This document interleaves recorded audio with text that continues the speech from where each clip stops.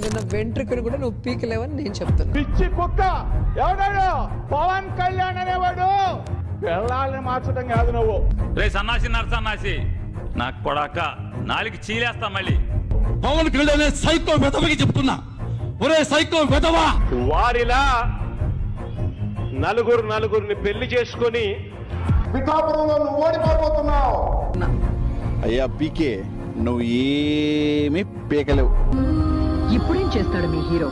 గుండెలు చరించుకునే యువ రక్తం కావాలి. యుద్ధంలో గెలవడం అంటారా శత్రువుని చంపడం కాదు సార్, శత్రువుని ఓడించడం సార్. ఏం చెప్పాను? ఓడించడం సార్. ఆంధ్రప్రదేశ్ ఎన్నికల చరిత్రలోనే ఒక సునామీని చూస్తున్నాం. కేవలం 15 సీట్లకు మాత్రమే పరిమితం అయిపోయింది. 21 సీట్లలో పోటీ చేసింది, 20 సీట్లలో ఆధిక్యంలో ఉంది.